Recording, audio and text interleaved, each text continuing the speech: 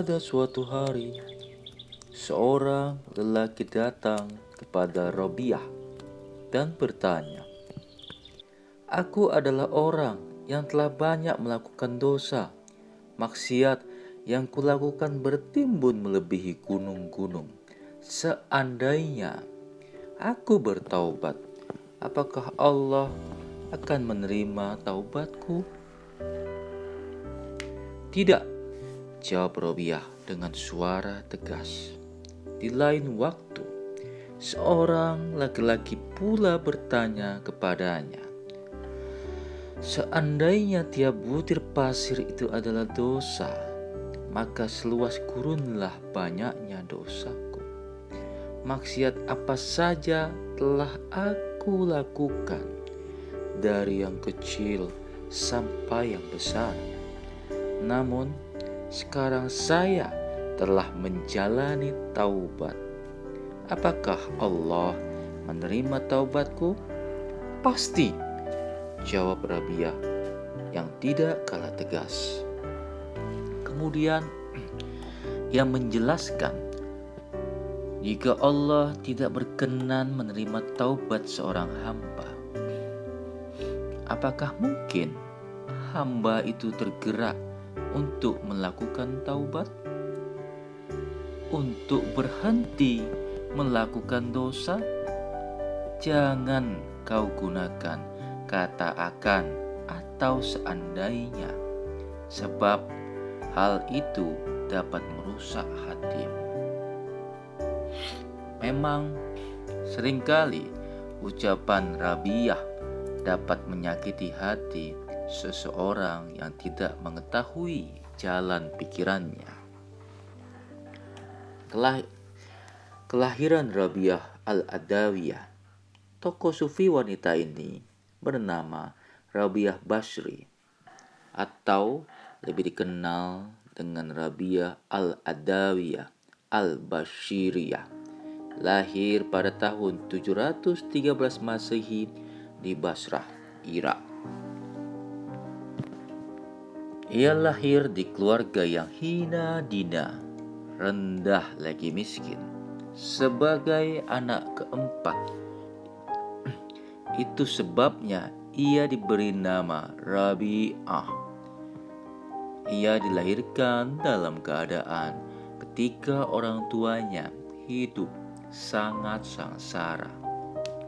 Meskipun waktu itu kota Basra adalah kota yang bergelimang harta dan memiliki banyak kekayaan, tidak seorang pun yang berada di samping ibunya, bahkan menolongnya.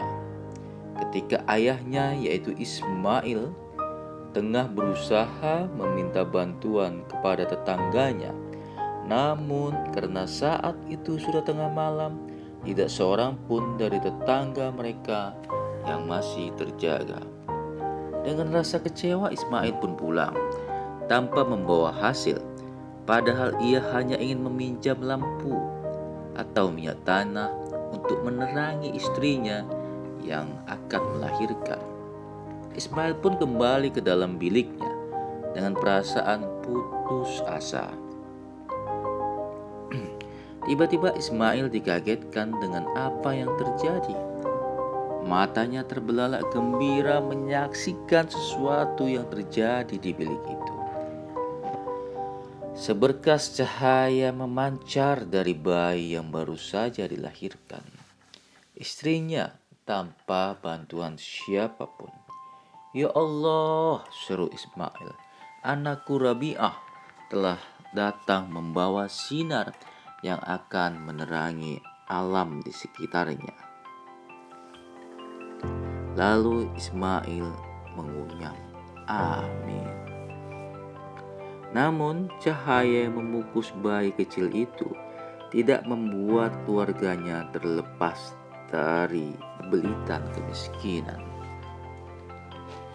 Ismail tetap tidak punya apa-apa kecuali 3 potong roti untuk istrinya yang masih lemah itu.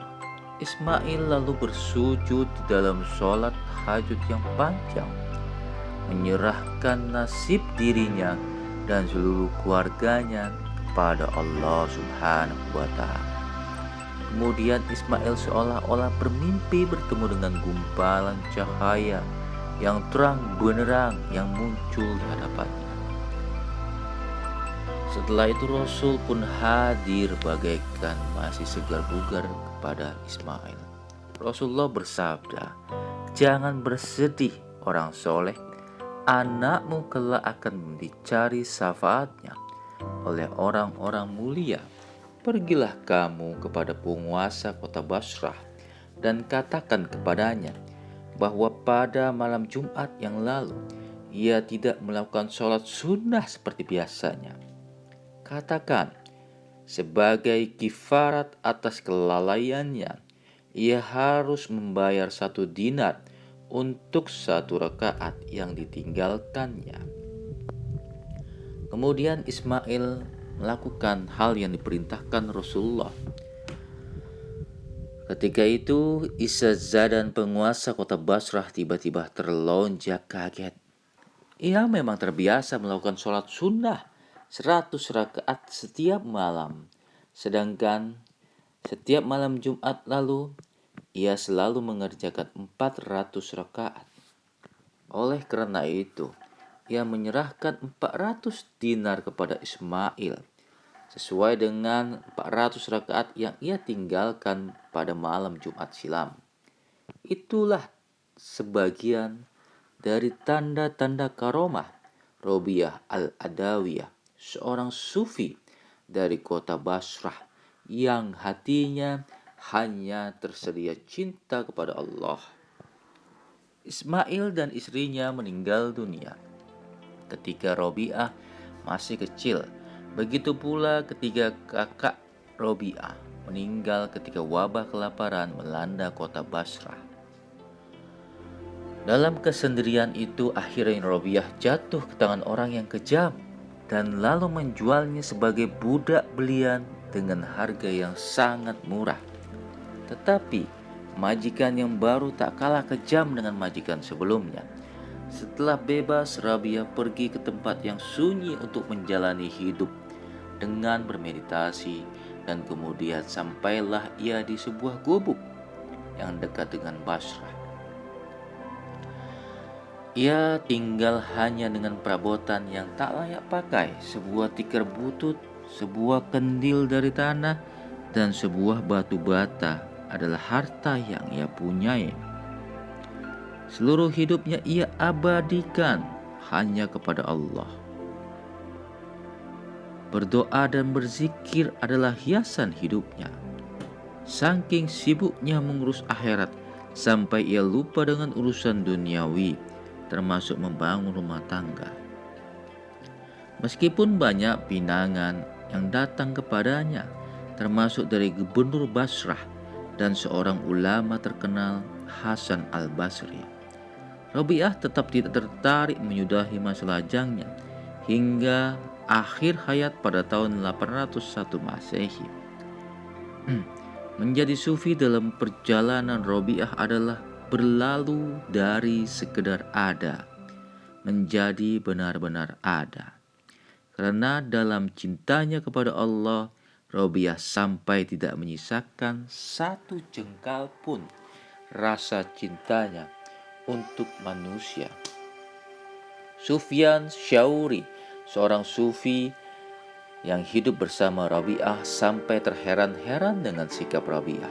Pasalnya Sufyan pernah melihat bagaimana Robiah pernah menolak cinta seorang pangeran yang kaya raya demi cintanya kepada Allah. Dia tidak tergoda dengan kenikmatan dunia, apalagi harta. Lewat sebuah doa yang mirip syair, Robiah berujar, "Ya Allah, jika aku menyembahmu karena takut pada api neraka, maka masukkan aku ke dalamnya. Jika aku menyembahmu karena ketamakanku pada surgamu, maka haramkan aku daripadanya. Tetapi jika aku menyembahmu karena kecintaanku kepadamu, maka berilah aku balasan yang besar berilah aku kesempatan untuk melihat-Mu yang maha mulia. Perjalanan hidup Robiah diwarnai dengan berbagai situasi keterbatasan. Ditinggal kedua orang tua, saudara-saudaranya, kemudian dijual sebagai budak, menghamba pada tuannya yang kejam sampai kemudian dibebaskan dari perbudakan. Setelah bebas, Robiah hidup dengan mengembara. Suatu periode di mana Robiah telah mencapai mahabbatullah atau cinta kepada Allah sampai akhir hayatnya. Fariduddin Al-Attar menceritakan dalam kitab Tazkiratul Aulia bahwa Robiah pandai sekali meniup seruling. Pernah dikala itu Robiah menopang hidupnya dengan bermain musik. Kemudian ia memanfaatkan kepandaiannya untuk mengiringi para sufi yang sedang berzikir dalam upaya mendekatkan diri kepada Allah. Selain itu, ia juga mengunjungi masjid dari pagi sampai malam. Namun ia merasa dengan cara itu Allah tidak makin menghampirinya. Maka ditinggalkanlah semua aktivitas itu. Doris Lessing, seorang pengamat perjalanan hidup Robiah, memberi kesimpulan bahwa tokoh sufisme wanita ini adalah bentuk dari sufisme cinta, sejenis sufisme yang menempatkan mahabbah atau cinta sebagai panggilan jiwanya. Sufisme yang terlarut dalam ekstatik atau gairah yang meluap serta tak berdimensi pada pemujaan dan pemuliaan metode sakramen. Memahami Robiah sangat sulit. Seperti masa hidupnya, Robiah tampak jauh dari kita. Apa yang dilakukan Robiah semasa hidupnya adalah bentuk ikhtiar membiasakan diri untuk bertemu Sang Pencipta.